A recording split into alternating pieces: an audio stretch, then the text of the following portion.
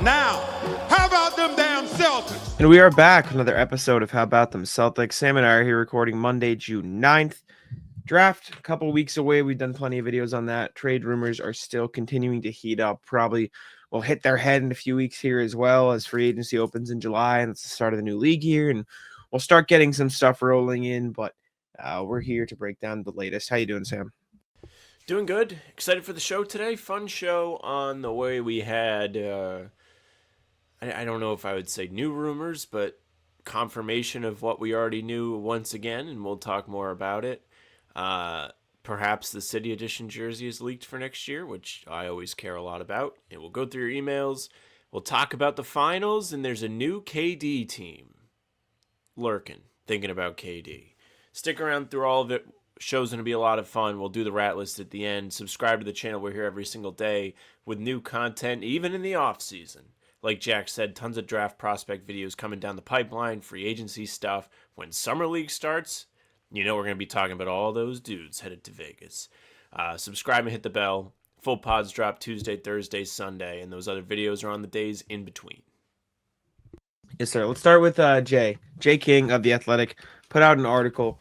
It was a mailbag, and he was asked from a guy named Joshua E., who wrote in, from what you've heard, what are the percentages that each of Kristaps, Jrue, Jalen, and Derek are traded?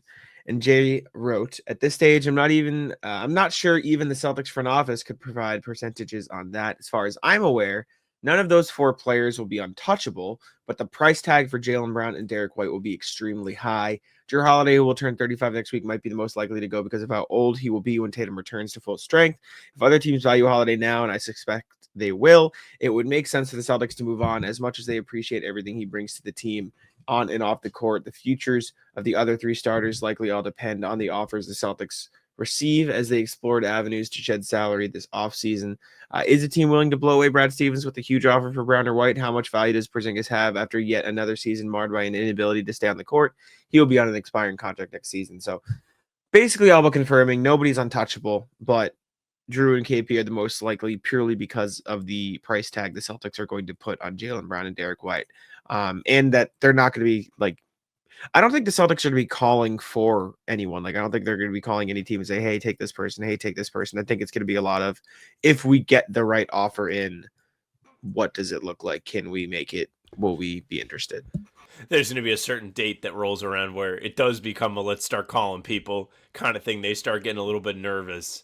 But, I mean, this is just more of what we already knew. It's interesting to hear from Jay's perspective because, you know, he's on the beat. It's one of the first beat feelers that we've gotten on this, right? Like, it hasn't come from Jake Fisher or any of the other people that are nationally tapped in. This is Jay King. He's at all the games with us. He's there all the time. He knows people in the organization. Not to say the other people don't. But we've heard that Derek and Jalen might not be on the table. Now we're hearing that all four of these guys could be there, possibly, for trade if the right value is there on the other end. And we talked about this a little bit on the last pod. People were upset because we were kind of breaking down what a potential Jalen deal would look like. And I don't think either one of us wants Jalen to be traded.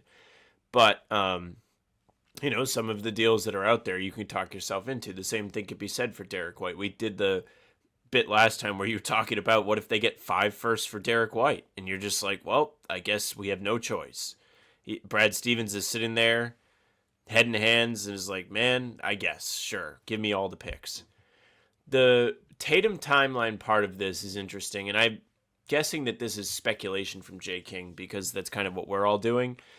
But I hadn't really thought of, like, that part of it rather than the money, where it's like, man, by the time Tatum comes back, he's really not going to have as much of a purpose to them as he might for somebody else. And the fact that Porzingis is not like the number one guy being pushed in this answer is also interesting to me. I get it. I think Holiday probably has the most value, and he's the longest term money, and he's the oldest, so I get why. Like, I mean, he said it here. Holiday's going to be 36, turning 37. Or no, he'll be turning 36 and will be 36 for the entirety of the next time that Jason Tatum is able to play basketball at full strength, and in theory, right, if everything goes according to plan. And so trading him and his 3 more years of money on the books after this one. He's going to make 32.4, 34.8, and then a player option for 37.2. Getting that off the books makes sense, on top of the fact that there are very clearly teams interested in him. I mean, we've heard the Clippers and the Mavs as 2 teams immediately, and you can speculate a bunch of others like the Magic, maybe if they want to guard, or other teams around the league who could be interested in adding somebody like Jrue Holiday. Meanwhile, Kristaps is like, the only thing we've heard about Kristaps' value is that, yeah, he's an expiring contract. Like, there hasn't been anything like, yeah, people are really interested in the 3-and-D. Like, no, it is just purely he's an expiring contract. So I think that tells you a little bit about what the market for Kristaps is maybe around the league. Do I think there are teams that could be willing to take a chance on him? Sure. I mean, I think we'll see as free agency plays out, as the draft plays out, as we see teams' rosters sort of not finalized, but take shape heading into next season. But there is more of a market for a guy who definitely will contribute to winning versus a guy who has contributed to winning occasionally when healthy. And that's not like meant to be a shot at Kristaps. Like, obviously he helped them win the finals a couple years ago. It is what it is. He was awful in this year's playoffs, and I know he was sick, but that's just kind of the story of Kristaps' career at this point. So he can't just be, it's a fluke. Like, if it's not a sickness, it's a leg injury. It's not a leg injury, it's a foot injury. If it's not that, he's just really struggling. Like, there's always going to be an excuse to the point where it's no longer, that's a one-time thing. Like, that is just kind of like the story of Kristaps. And on top of that, it's a lot of money to trade for. I know it's an expiring deal, but unless you are a certain subsect of teams who has the cap space or a TPE or whatever, you're going to have to match the salary somehow. So you're going to probably have to give up a rotation piece or two just to get there. So it's tough. And so from that perspective, I get why Jrue is the first name being brought up. I also think, the Jalen and Derek thing is a lot of what we talked about last episode, where it's the price. It all depends on the price. What's the price in a Jalen trade? What's the price in a Derek trade? If they get 6 first-round picks for Jaylen Brown or Derek White, what are you going to do? You're going to consider it. If you get, the second overall pick, Devin Vassell, and 4 future firsts from the Spurs for Jaylen Brown, you consider it because you get a Dylan Harper under a cost control deal. You get a bunch of future firsts. If you get 5 firsts from the Warriors for Derek White, or 4 firsts from the Rockets, including 2 future Suns firsts and Jalen Green for Derek White. You know what I'm saying? Like, there's always going to be something that could be, that might be worth it for everybody. So I think everything Jay is saying makes sense, especially from a Celtics perspective. And I think what I said is probably true. Like, nothing in this says they are actively trying to trade people. It is just they are listening. And I don't know what that's going to look like in terms of when they start calling, like you said, but it sounds like nobody is untouchable on this roster. Nobody who could be traded this summer is off the table completely. I do wonder, like, I don't really know if they have the stuff to do it, but like, would Milwaukee talk themselves into Kristaps? Like, if Giannis doesn't want to leave, right? Like, they're like, could we put more help around Giannis? He's staying again, and we feel like we have an obligation to try and give him the best chance to compete. I don't really think they have the players that would come back here in return that would make it worth it for Boston. Like, is it Kuzma? I don't think the Bucks would do it in general. I mean, you look at the reasons the Bucks have struggled to win in the playoffs the last 4 years, and it is every reason a team would not want to trade for Kristaps. Middleton can't stay healthy. Dame just got hurt in his Achilles. Yeah. Rotation players. So, like, the solution to fixing your potential playoff problem is feeding into the playoff problem. Like, I just don't know how much sense that makes for them. It would probably have to be like Bobby Portis, Pat Connaughton in minimum contracts. And at that point, like, are the Celtics wanting to take on that long-term money too? And I mean, shit, for the Bucks, do you want to give up 2 players who have actually played consistent minutes for you for a guy who you don't really know what it's going to look like? Like, I get from a basketball perspective, KP makes a ton of sense for them. I do think he is the ideal play next to Giannis big man, but there just comes to a certain point where certain teams shouldn't be willing to take that risk. And if you're building around Giannis, taking another risk after your past 5 risks have flamed out horrendously, I just don't know how smart that is for the Bucks. I don't really know how much of like a risk he is, though. Like, depending on what you have to give up. You know what I'm saying? Like, he's an expiring. Like, worst comes to worst, expiring like, doesn't go well. Irrelevant for Kristaps. The risk is inherent with the fact that he has been incapable of staying on the court outside of Washington for the past 7 years. Like, just consistently. You need consistency, and you need to have a guy who you know is almost definitely going to be healthy. Even look at the playoffs 2 years ago. He missed the entire playoff run. A random illness pops up this year. And like I said, like, Is the illness in and of itself like a random event that probably will go away? Sure. But that it can't be random anymore because there's always something with Kristaps. I don't care if it's an internal and external. I don't care what it is because it's always a thing. And I like Kristaps. I appreciate what he's done to help the Celtics win a championship and everything. But it's just a part of him. Like he is inherently a risk. And the reason the Celtics were able to take that risk is because they had Al Horford, they had Luke Cornett, they had a bunch of depth. The Bucks don't really have that. They played Ryan Rollins in a playoff series this year. You don't really have that flexibility. Is he some team's Bill Walton, like from 1986? Like, I feel like that's what he is at this point, right? Like, I guess Walton joins the Celtics. Like, a lot of health question marks in his past. Is this incredible 6-man? Only lasts like a year. Like, I guess that's what like you have to think of him as going forward. I guess. How much money did Bill Walton make though? Like, I don't know. And you know what I'm saying? Like, I don't know what it is. But, yeah. I mean, if you're Kristaps and you're the Bucks and you're trading for Kristaps, you already have Giannis's $55 million salary, Dame's $55 million cap hold because he's hurt for all of next season. Yeah, correct. So it's just like you're adding another $30 million on top of that, and it would be gutting actual rotation pieces. And if I'm Boston, I don't want Kuzma back, so figure out another way to get there. And so then you're left with what? Kuzma, Giannis, Porzingis, and minimum contracts. Like, yeah. I just don't know maybe it's not Milwaukee, but I think there is a team out there that can talk themselves into a Bill Walton type thing. But the fact that we have heard Dallas, the Sacramento report, if you want to put weight into that, the Clippers for Holiday, like that makes you feel like there is a real market for him compared to Kristaps. We just are like hearing reports that it's just like, well, they have to trade this guy. Yeah, exactly. That's what I'm saying. Like, people are interested in Jrue Holiday because historically Jrue Holiday has stayed on the court, right? He had the mallet finger thing this year, but even then he still played 62 games. He hasn't played fewer than 60 games. He's played fewer than 60 games one time since the 2015-16 season, and he played 59. So, like, he has been a pretty consistent, I'm going to give you a ton of games. And then every playoff run, he's been healthy. 23 games, 12 games, 5 games, 19 games, 8 games. Like, he has played. He has been an active guy who has played. He missed a couple this year, but, like, you know what you can get with Jrue Holiday for the most part. And as much as he is getting older, he's been a consistent all defensive team player for the past 5 seasons, minus this year where he didn't get it, but he was in contention for sure. So I think you know what you're getting a little bit more with Jrue Holiday than you do with Kristaps Porzingis. Yeah, and I think if you are a contending team that feels like they're going to contend for at least a couple years, but like most importantly next season, you feel like it's your chance, Holiday is a guy worth taking a swing on. Porzingis, if you think next year is your only chance, maybe is not. Yeah, I agree. Chair.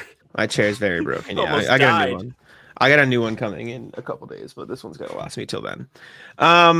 Yes. Before we continue, I need to tell you guys about PrizePicks. PrizePicks is the best place to win real money sports action this baseball season. Basketball season's wrapping up, but if you'd like to cash in on the NBA Finals, you can do it for that as well. Sam and I do the PrizePicks on the pregame shows. You just pick more or less on 2 or more player props for a chance to win up to 2,000x your money. PrizePicks puts their members first, so all withdrawals are fast, safe, and secure. When my picks hit, I can get my money in as quick as 15 minutes. I've been enjoying baseball this season. I'm enjoying the Rafael Dever RBIs, enjoying Jaren Durant bases. That guy can get around really quick. So I've been enjoying Red Sox season, and that has been a big help. Having a lot of fun on PrizePicks and NBA Finals heating up. End of the basketball season is there as well. You can look at Shea, you can look at Tyrese Halliburton, you can look at the Pacers, the Thunder, anything you want. Again, just pick more or less on at least 2 different props for a chance to win 2,000 extra money. You can combine sports too. If you want to pick baseball, you want to pick basketball, you can put it in the same lineup, and that works perfectly as well. Download the app today and use code CLNS to get $50 instantly after you play your first $5 lineup. That's code CLNS to get $50 instantly after you play your first $5 lineup. PrizePicks, run your game. All right, next. Jake Fisher in the Stein line. Another case of we already knew this, but it's another thing. Basically just said the Celtics are fielding calls on Jrue Holiday. We know this. I think this goes into what I said of like, it doesn't sound like the Celtics are the ones making the calls just yet. I feel like they're pretty comfortable saying, all right, let's let stuff come in. Like there's a general like understanding that the Celtics are probably going to make trades this summer, which means teams will be interested, which means they will be calling the Celtics. And so if you're the Celtics, you need to take and hold on to any leverage you can find. And so I feel like that's a good point. But they're fielding Jrue Holiday calls. This came in a section where he talked about potential Magic trades. Maybe that could be something that, you look for. But yeah. Yeah, maybe there's a connection we made there. I didn't even think about that. But just more and more Holiday buzz heading towards the draft. Like, is the Holiday trade something that is either going to include Boston's pick this year or perhaps get them added draft capital for this draft? I think the fact that teams are calling at this stage at least leaves the door open for that. I don't know for sure. It's very possible that they're just looking to get the guy, especially considering if you get him in now, when free agency happens, you know what you can do with your money if you have any money to spend and know what you need or know what you need in the draft, because that's a big thing that people always are like, they should really do the draft after free agency so teams can know what they want to do, like the NFL does it. Does Orlando really make sense? I think so, but I don't really think he solves like their offensive problem, right? What do you think?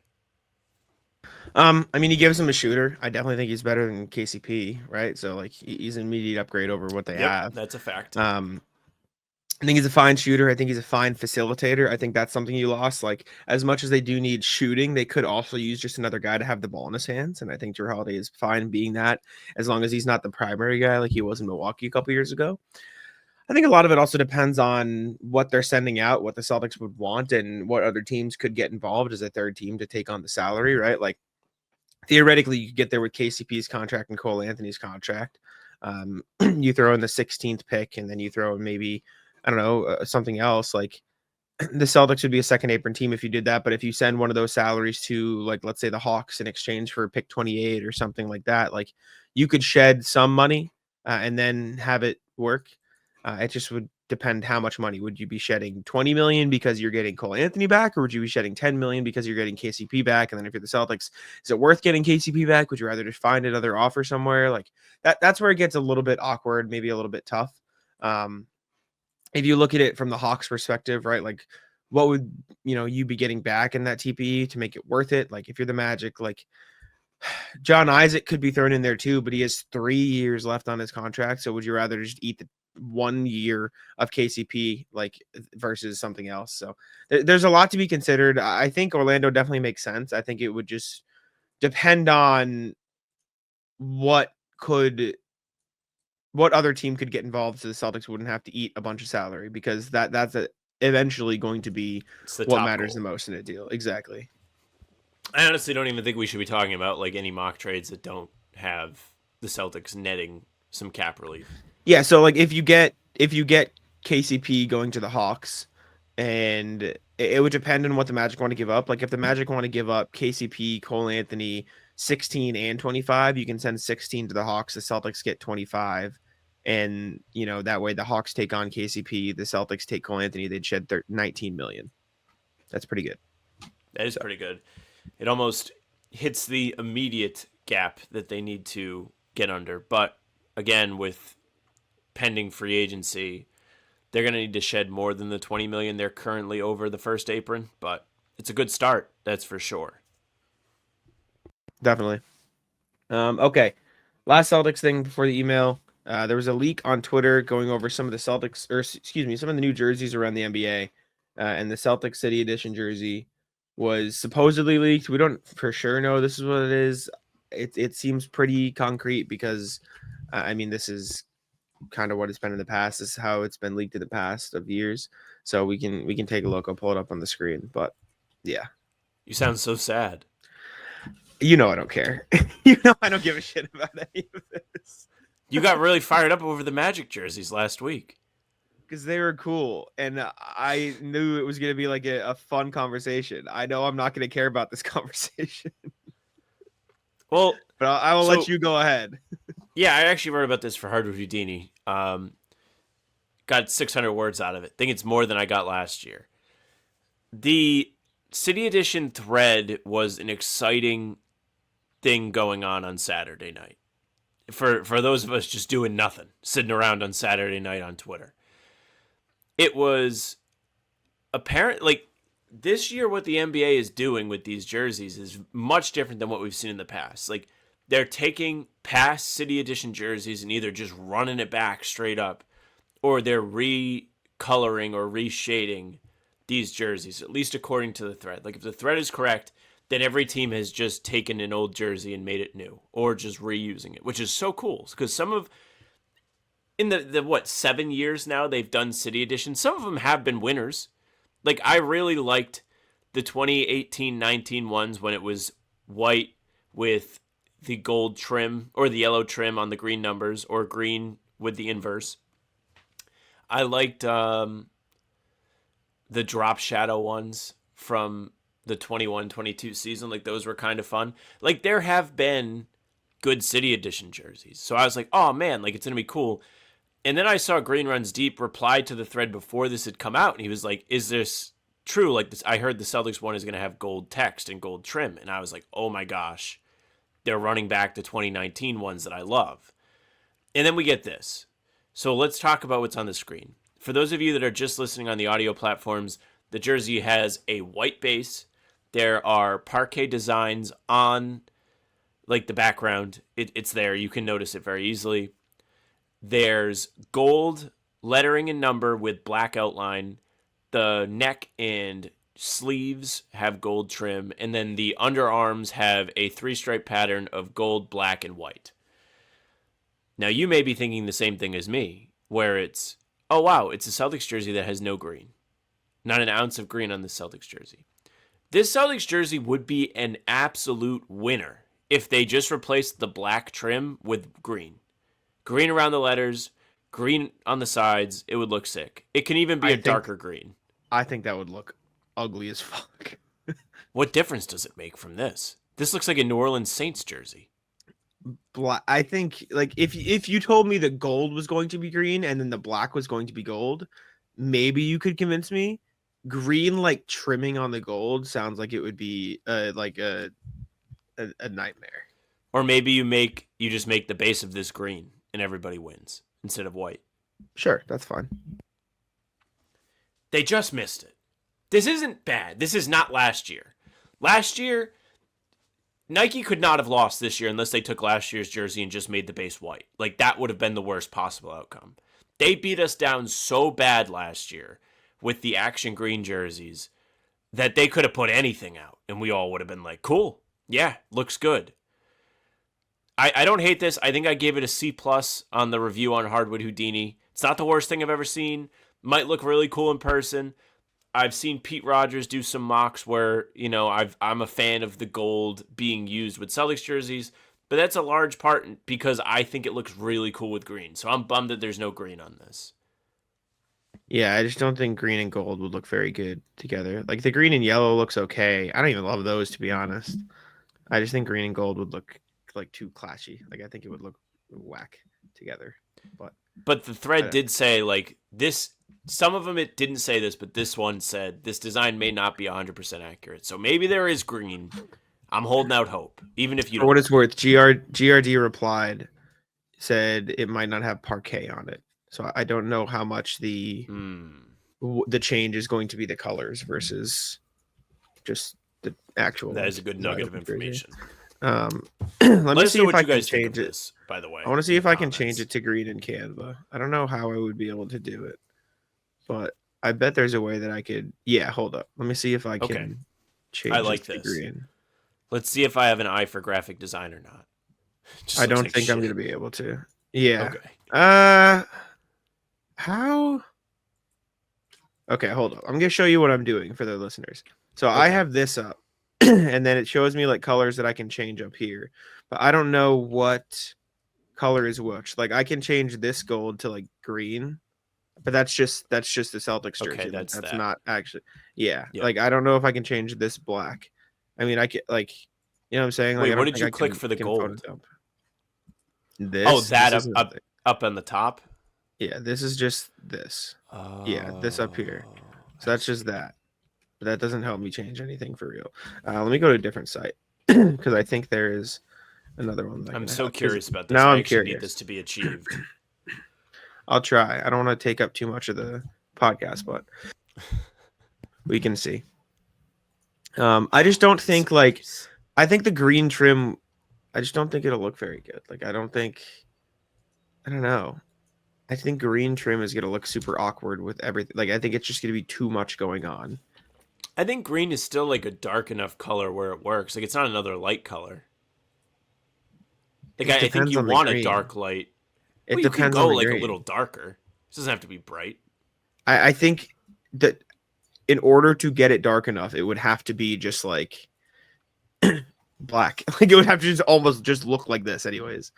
So like what kind of green? Like this? Start with like what you're looking at right now. That right there is fine. Like this.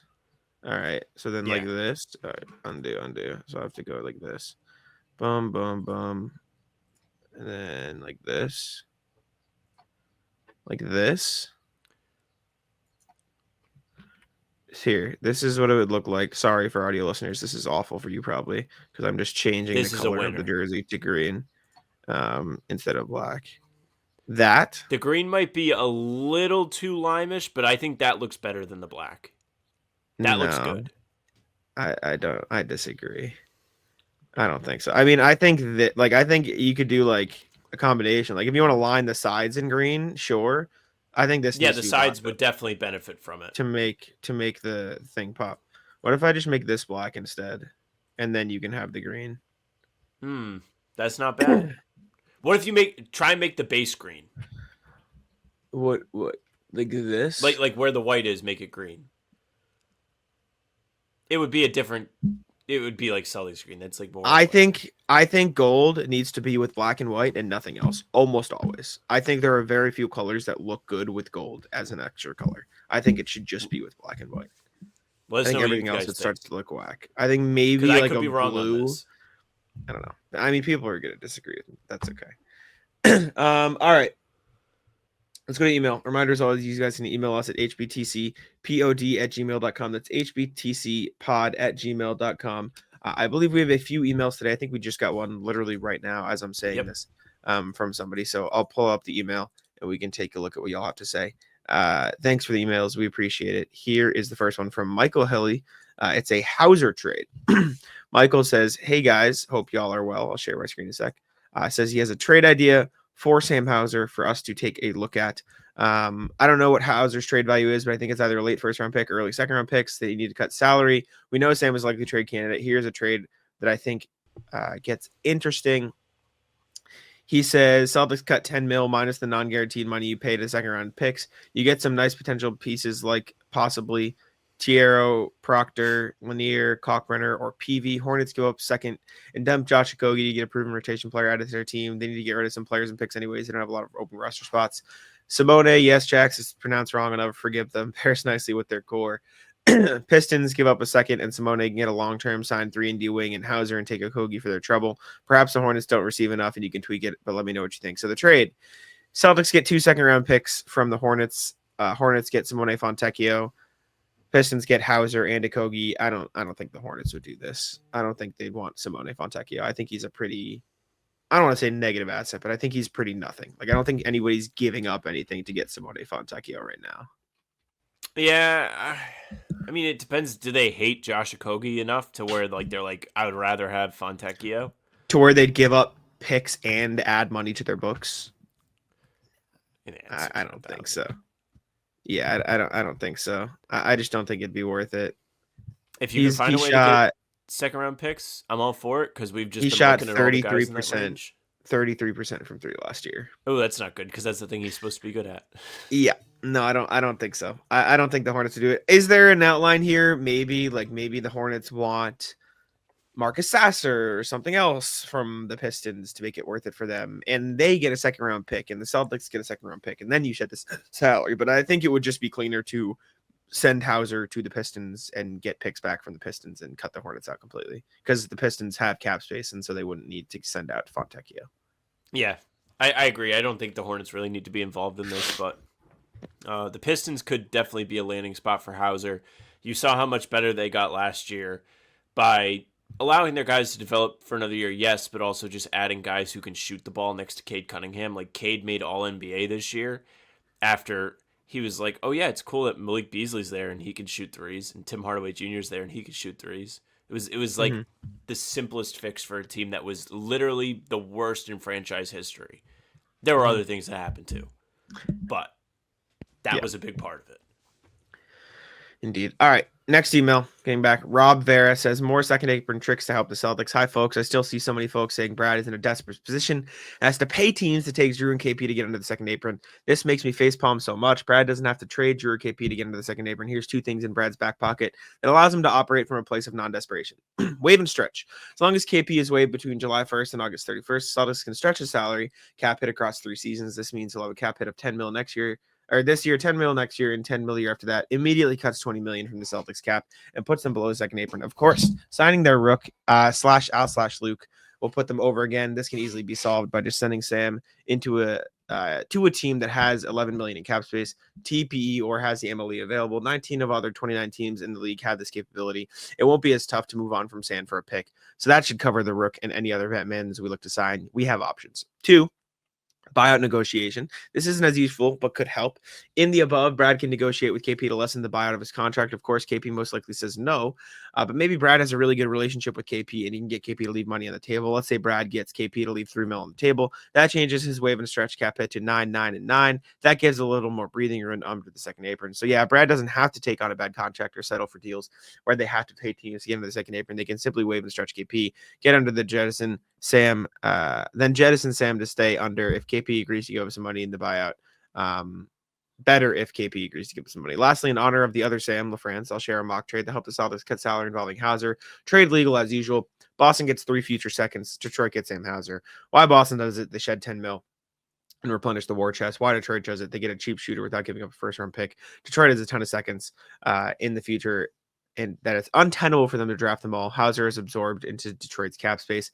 Screeny's attached as usual. IMO, this is better than all those Fontecchio deals out there as it cuts the significant cap space. Thanks, Rob version 1. And then here Rob is with it. timing. It's just Hauser for 3 seconds. So thank you, hate Rob. it.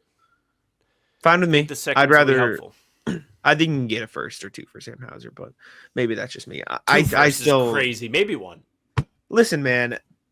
If the people are asking and throwing around that many firsts for Cam Johnson, they should throw that many around for Sam Hauser. They're going to serve the same purpose. And I get Cam Johnson's technically better because he's been in position to be better and he's probably a bit better of a shot creator. It's going to be the same thing for these contending teams. If they get it first round picks for Hauser, I'll be thrilled. We'll see. We'll see. Next from RJ, taking a break from the draft and trade discussions. Morning, folks. Nice piece on Thomas Sorber. He definitely has upside. Enough that I don't think he'll fall to 28, but I also worry about his mass and the foot injury impacting his development. That said, I'm going to bow out from commenting on trades in the draft until after the finals. Between all the trade checking tools and flooding from the blog sphere, coupled with having no real baseline for what players are worth in terms of returning picks or players, the Bridges trade from last year still flabbergasts me, along with the teams trying to sort out how much they fear various aprons. I don't think I have anything useful to add to those discussions. In the meantime, I'll be watching, if for no other reason, than to monitor Sam's beard and mustache progress. Be well, RJ. It's fucking gone. Got rid of it. Oh my God, it feels great. No itching. I feel fantastic. Next is Ashton. Says, hey guys, I've been watching for 2 years, but my first time emailing, so I apologize for that. It's all right. Here are some guys I would think would be great fits in the draft and wanted your opinion. I also have 3 trades that I made and was wondering if you think there are any good, although 2 of them are most likely impossible, but Luka to Lakers was impossible, so anything goes with Brad. Sure. Centers, Danny Wolf, Joan Behringer, Maxime Reynaud, Ryan Kalkbrenner. I think Wolf will end up going 15 to OKC. Yeah, I like those guys. Yaxel Lendenberg and Noah Penda. Lendenberg went back to college, unfortunately, so he will not be in the draft. He says this here. He's not available. I'm also not sure if Noah Penda will fall yet. Noah Penda, good defender, big guy, overseas guy, so I wouldn't hate it. Point guards, Phylon and Proctor. Phylon also went back to college, unfortunately, but Proctor is good. We talked about him the other day. Shout out. Proctor, not the flashiest player, but what stood out to me was his playmaking. Taking a leap, and it wouldn't be a bad pickup in the second round. Also, don't really like Walter Clayton because he's a full glass of water on the defensive side of things. One wrong step and he spills. I see. Impossible, Colin Murray Boyles, and Kaman Malawach. I think we all know Kaman Malawach should definitely, but you should definitely take a look into Colin Murray Boyles, 6'7" forward center with a 7-foot wingspan. He provides mostly interior scoring, but would be a perfect complementary piece to JT and JB with their abilities to drop more than one guy on offense, allowing him to flourish as a slasher. Absolute dog. Interesting. Okay. I think he is, like you said, impossible. A little bit higher, but Here's what I'll valid. say about the prospects.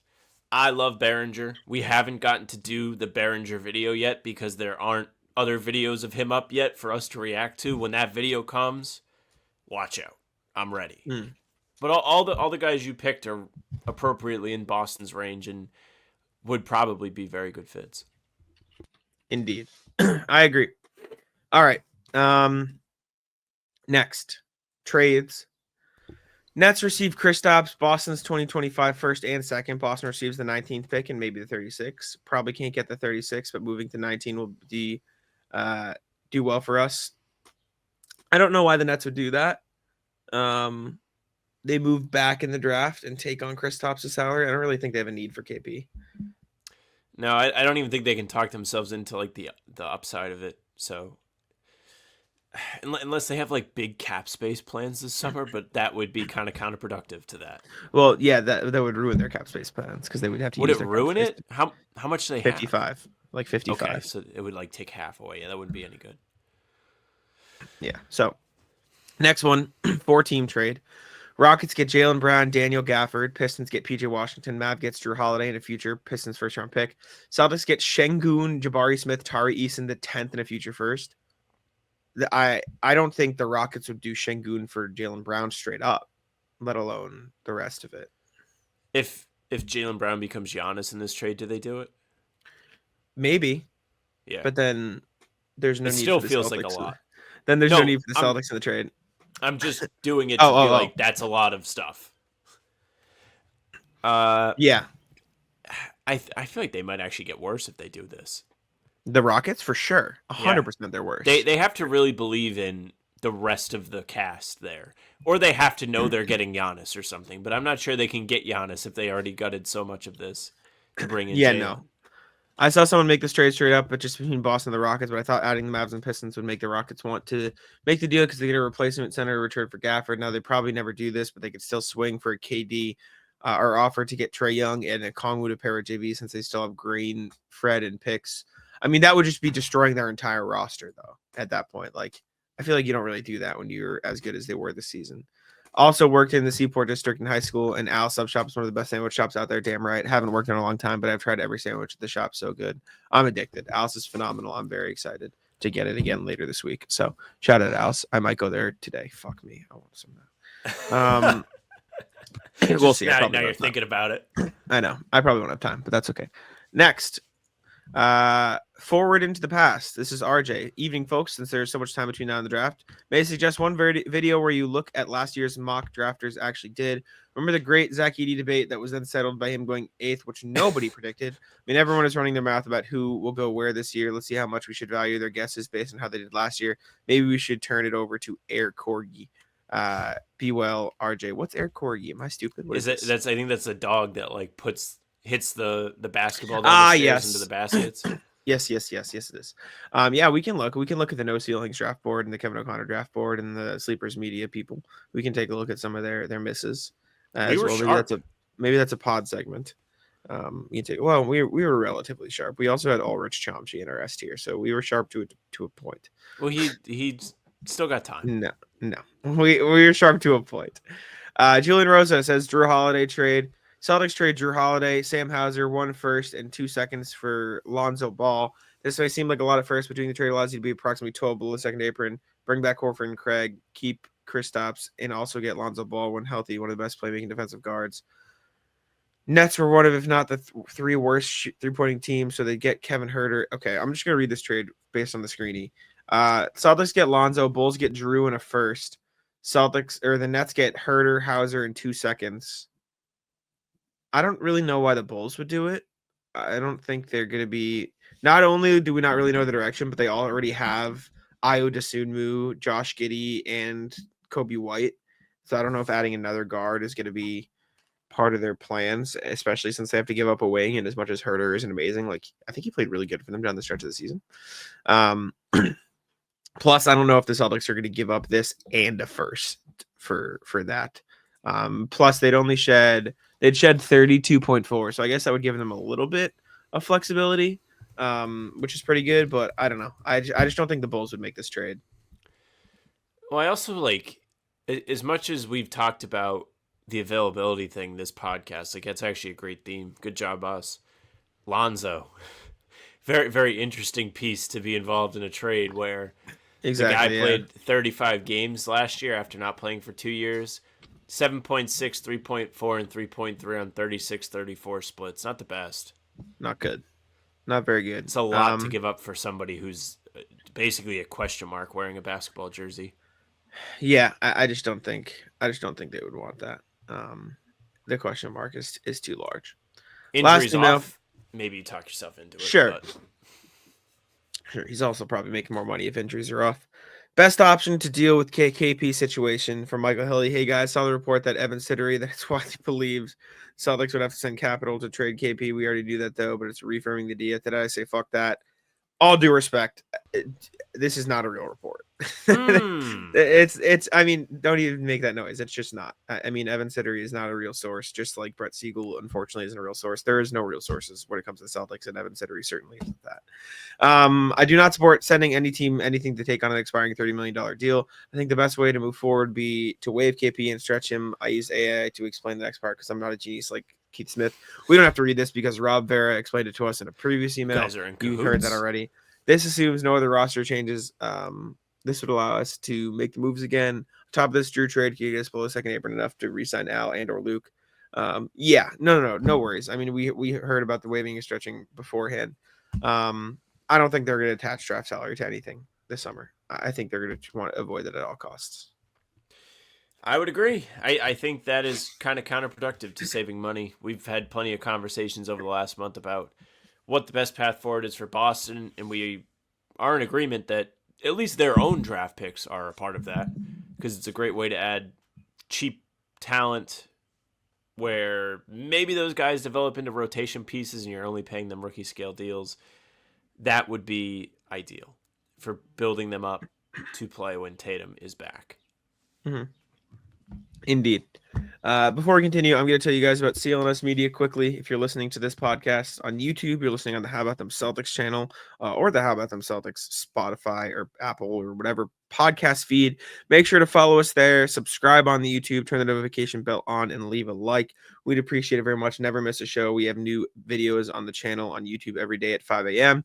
And the full-length pods will be there on Tuesday, Thursday, and Sunday. On top of that, jump on over to CLNS Media. During the season, they have every single press conference, so you can check those out for every single time a player or a coach or a GM, Brad Stevens, speaks. You can see the press conference there on the CLNS Media channel. Again, subscribe, turn the notification bell on. And you should also do the same for the Celtics All Access CLNS channel. Right there, you can get the Garden Report when they're live. They'll be live a lot during the summer. You can check out the You Got Boston podcast, First to the Floor there as well, the A-List, Dome Theory, any podcast you'd like, check it out over there.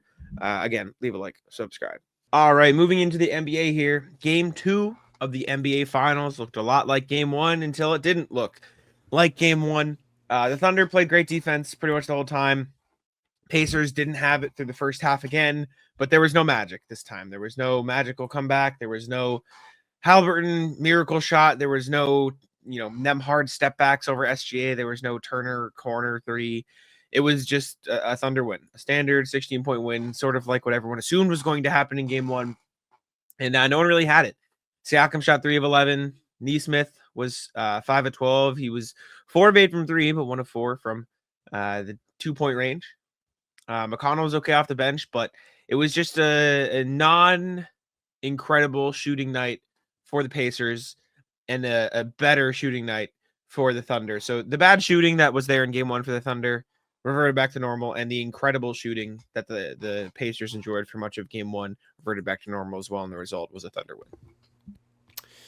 Yeah, I mean, look, going into the series, we all knew OKC was for real. OKC has been dominant all season long. What happened to them in Game 1 was, I don't want to say unheard of, but it's not something that their fan base is probably used to at this point. They're pretty used to their team just kind of dominating everybody. The contrary is everyone is used to the Pacers being like, hey, we're not dead. We're going to come back. We're going to ruin everything that you just built up, and we're going to fight back until the end of this game. Yeah. So, listen, it just was a better game from OKC's role players. They got a lot of production out of Aaron Wiggins. Chet was back from the dead. He had more points in the first quarter than he had in the entire game one. He was actually pretty terrible in game one. He was a no-show almost. And Shea was once again incredible. I think it was like, does he have the most points between the first two games ever in the finals? Is that the stat that was going around? Maybe. He's either first or he's in like the top three or something like of finals performances through the first two games in terms of scoring. He's been really consistent for them. Indy's got it cut out for them. All they got to do is win their home games still, which is so easy.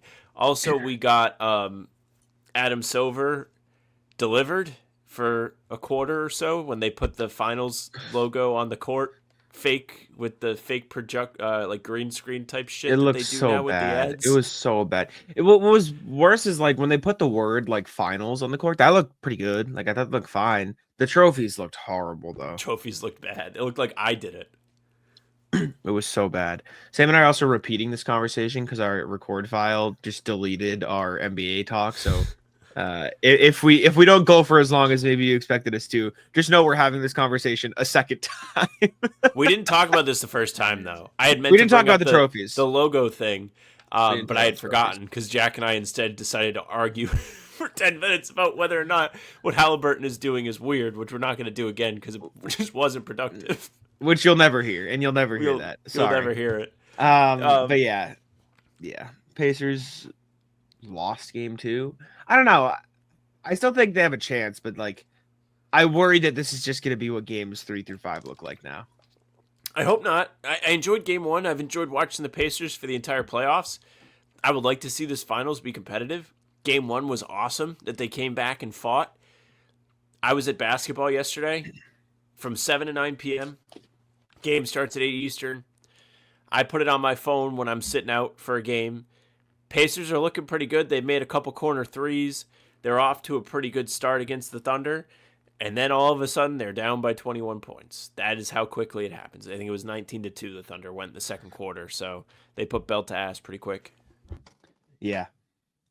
This is just kind of the Thunder's motto, man. They beat your ass. And it was an anomaly that the Pacers were able to come back and sort of go against that grain, and they weren't able to replicate the same success. But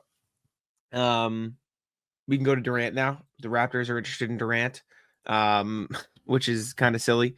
But the Raptors supposedly want Kevin Durant. And again, we are repeating this conversation, so I'm going to start with the same points I made in the forgotten file. That's never going to be brought up.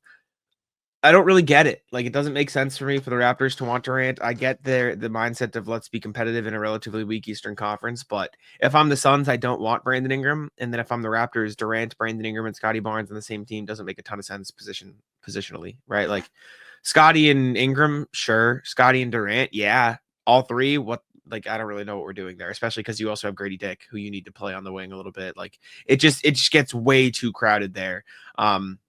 If the Suns want to take back Ingram and then one of Barrett and Quickly, then maybe you can talk yourself into it because the other can be the point guard. You can run 3 wings and Pirtle. It's just, I don't know. It doesn't make a ton of sense positionally.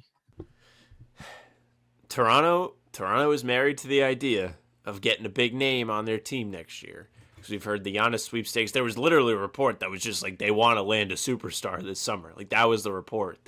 Masai Ujiri is done having the Raptors be irrelevant.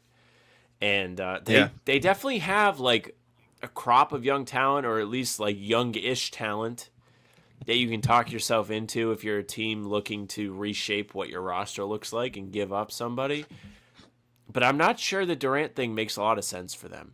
Durant's 37. He's going to be making $54 million. I don't really know if he's worth, what is it, RJ and Quickly and draft capital, like, for maybe 1 year of them, because it's an expiring, as we discovered a half hour ago or whenever we talked about this first time. Like, he could just get up and leave. I don't think it's worth too much. I think Durant's value is a big question mark right now because he's been injured the last couple seasons. He rolls his ankles a lot. Like, he's older now. He doesn't seem to be the happiest camper where he's at, even though I think like he's still an awesome player to watch and probably can contribute to a good team still and be a key part of that. Mm-hmm. I just don't know if Toronto's that team. Giannis makes more sense for them, but I don't know if they have the return that Milwaukee would be looking for. I think they have one of the better returns for Giannis. I think Scotty Barnes is good. one of the better players you can get in the Giannis trade. I think Scotty, Grady Dick, and then maybe quickly or whatever to make the money work. And then all of the picks, the 9th pick in this year's draft, and then 3 future firsts, 3 future pick swaps, whatever. Like, I'm okay with that. If I'm Milwaukee, you get Scotty Barnes, a guy to build around, plus the 9th pick, plus a bunch of future draft capital, because who really fucking knows if the Raptors are going to be good in 2030? Like, Giannis is Giannis, but shit, they could fumble just the way the Milwaukee did. I don't really know. I don't hate it. KD, though, I get it. Like, theoretically, right? Let's say they trade RJ and quickly and whatever for KD. Jamal Shed or whatever point guard they signed in free agency. Ingram, Durant, Barnes, Pirtle. Probably a pretty good playoff team in the Eastern Conference, right? Like, I think they could be fine. Could they make the finals? Fuck, I don't know. I don't know what they're going to do, right? Like, I don't know how good the Eastern Conference could be. I would say probably not, but who knows what can happen. Is there draft pick in this hypothetical trade? No, so they'll get the 9th pick. I mean, unless the Suns want it, which maybe do it. Like, I don't know. Like, I think they could be pretty good. It's just extremely, it's just very risky. Jaeger I don't know if I'll go top 10. Jaeger is fine, right? He's flying up.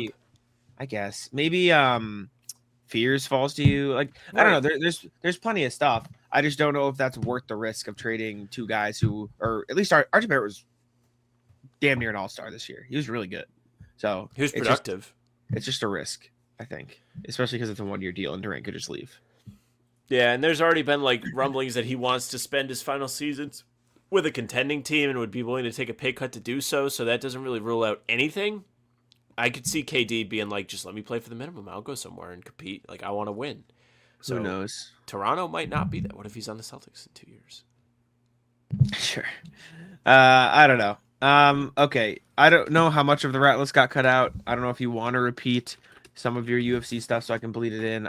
I don't know what got cut out of this. Sure. Just you can do that. Okay. Rat list is the UFC. I do this every time I watch a UFC fight.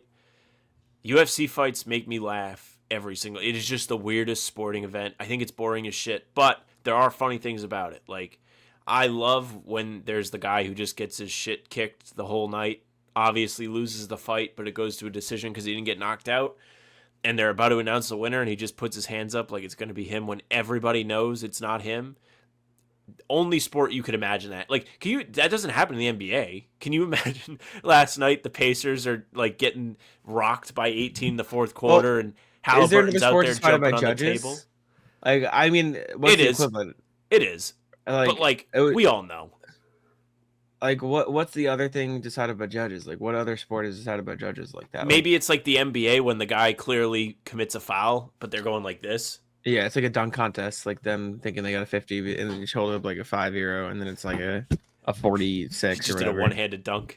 Yeah, or it's like if people in gymnastics didn't know if they won, they'd hold their hands up and they just lost because the judges gave them like a 7 instead of a 10. Yeah, but some of it would be like if you did gymnastics and you fell off the balance beam and then and be like going like, yes, it's me, I won. Yeah, I'm always surprised when like they hug each other after the fact. I understand it's like their craft and they both just got paid. Yeah, but you just like beat each other's ass and tried to like injure each other for like 15 minutes or however long the actual fight is. That's always weird. Yeah.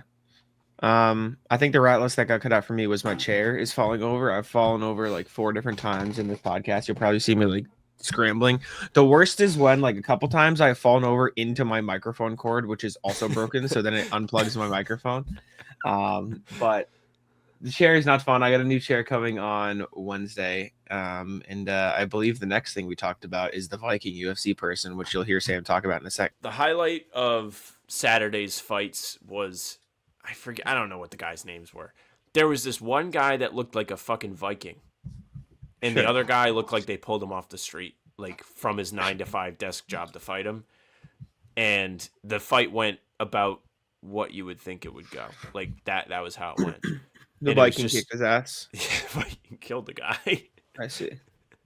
He knocked him down like 3 times. It was like somebody lost a bet and had to go in there because they like came in last in their fantasy football league, and they had to fight the Viking guy. Like that's what it I looked see. like. Do you remember their names? I want to see.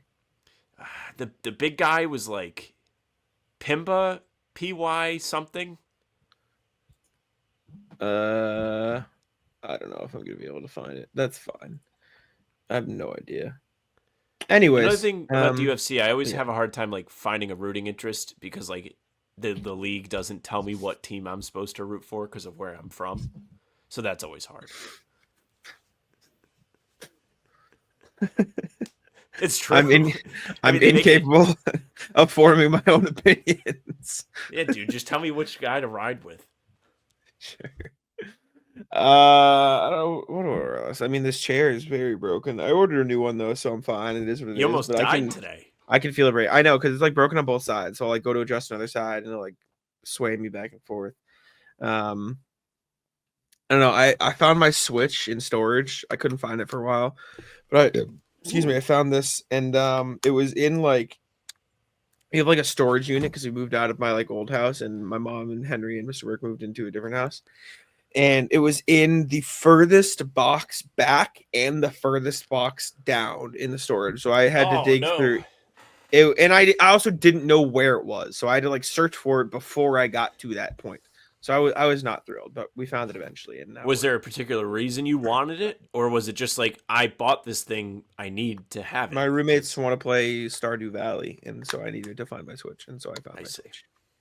Well, it's good you found it. That sounds like a colossal pain in the ass. I have 2K19 on it. Actually. Whoa! So, I played that. Giannis on the cover of that one? Yeah. I have no idea. It's Giannis. I think so. Sure. Wait, no, it would be. Wouldn't that be Kyrie or is he 2018? He was 18 because he got traded and they had to change the cover. I see. Yeah, but 2K18 would have been for the 2017-18 season. Right. So that is right. Yeah. You're right. I see. Okay. I don't have anything else though. I have no other rat list. I don't know if you have anything else. But rat list is I was driving, oddly enough, to the UFC fights, and I witnessed. Well, I was almost involved in one of the worst driving errors ever. So, the main road that leads from my house to the highway is an intersection. And then at the intersection, there are forks that merge as an intersection does without actually having to go in the intersection. So if you're turning right, you can go through the fork and you are automatically turned right without having to like wait at the red light. But there is a stop sign at the end of this. So I'm going, the light turns green. I'm going, I see this guy coming to the fork. He has a stop sign. And I'm watching him. He comes to a complete stop. He notices me. And I'm probably like, I don't know, right next to him. And he decides he wants to go. I had to slam my brakes, laid the horn on. How do you, like, you had to look one way. You only had one way you had to check, and you didn't check. oh, because you don't have a stop sign? No. I just am driving. He's got to stop. Like, it's not even like you have to look both ways because you got to cross. Like, no. You only Did he have give to you look. a wave? Did he even look at you? Is it just? Yeah, he looked. I was like, fuck off. Like, what did he do? Was he like, oh, sorry? He was just stunned. Oh. But it was just like, yeah, how do you fuck that up? Like, yeah, no, I had it's not like he didn't stop. Yeah. I had a one where I was going through, so there was like a long line of cars waiting for this red light, and I was in the line of cars, and there was just like not an 18-wheeler, but like a truck. It was a big truck, yeah, whatever wheeler. And they were coming through. They were trying to turn left at the light coming towards me. And they started to like cut in front of the car in front of me. It didn't let them go. And then they did the same to me. And I also didn't let them go. And I'm like, you don't have the right of way. Yes, I'm sorry. You're stuck where you are. You're wrong. And so he looked at me like this. And I like flipped him off. I'm like, no. I'm like, what the fuck is wrong with you, dude? What? Hello? Like, that's not how it works. Like, that is not how the rules of the road work. You are trying to turn left. I'm going straight. I could be nice and let you go. But then all the cars behind you would also go, and I've been at this light for 5 minutes. Sorry, you lose. And he was just like, woo. I'm like, What do you think is happening here? Man, the entitled people behind the wheel are the worst. They Pain really in the are. ass. Not really a rat list, but Henry has been a hoss. Henry won multiple user games in our college football league, including a big one yesterday where he had the entire chat riding with him, and we'd stream all the games. So like we're all Who was he watching playing? Henry. He was playing this guy Colby, who was Michigan, and he was like just been going ballistic in this chat. And Henry shut him up. It was electric. Henry Who wins. was Henry? Henry's Wisconsin. Okay. Henry won the game in the final like 30 seconds. Everybody was going crazy. Was it like a game-winning touchdown or something? Yeah. I mean, there was like 10 seconds or something afterwards, but it was excellent cinema viewing, whatever you want to call it. Henry Hell has yeah. delivered in this league. Good for Henry. You That's need to fire. join. No. Absolutely not. And the last thing is, on behalf of Frank, I'd like to rat list his apartment complex. Poor guy got up today and his car had been towed because they What? sent an email saying like they were going to pave the complex, but they didn't say which spots were going to like be restricted. So he has to like pay to get his car back, and he's fucking bullshit pissed. Yeah. That's fucked. That would be the worst way to wake up, I think. Yeah, that's a pain in the ass. Could he like not get to work or something too? Like, did it affect Well, the he's- rest of his day? He's working from home, but I'm sure like he found out it was No, no, towed 'cause no, he was I- going to go do something. You know what I Yeah, mean? no, Like, for sure it's annoying. I wasn't sure if it like affected his like everything else too. yeah, that would be terrible. But I'm sure he like went outside to go somewhere and was like, "What the fuck?" Yeah. Yeah, that's all I got. You got anything else? That's it. All right. Appreciate y'all for tuning in. Make sure to leave a like, subscribe to Bout Them Celtics, and I'll let Sam take it out. All right, thank you guys very much for listening and watching. Make sure you leave a like, comment, subscribe. Tell us what you thought of the City Editions. Tell us what you think of all the rumors. You can subscribe and hit the bell because we're here every single day. New pods drop Tuesday, Thursday, Sunday, and we have other videos up here in between, like we said. Draft previews. We'll do rumor stuff if that's applicable, and we'll be doing the Summer League previews before that all gets started next month. Subscribe, hit the bell. You can find us on Spotify and Apple too. All pods and game recaps when we're in season are there. So if you just want those, go ahead and follow. They will go right to your feed. Leave a 5-star review. Would appreciate that very, very much. And tell your friends. You can email us at hbtcpod@gmail.com. Big shout out to Michael, Rob, RJ, everybody who emailed us today. You guys have been awesome since the season ended. hbtcpod@gmail.com. We'll see you on Thursday there. You can find our socials at How About Them Steves for Twitter, Instagram, and TikTok. Facebook's the name of the podcast. All streams are there. They're on YouTube. They're on Twitter. Jack's Twitter's at JacksOneNBA. Mine's at Sam LaFrance NBA. That's it for us. Bye. Taco, come on. Taco's having some fun here.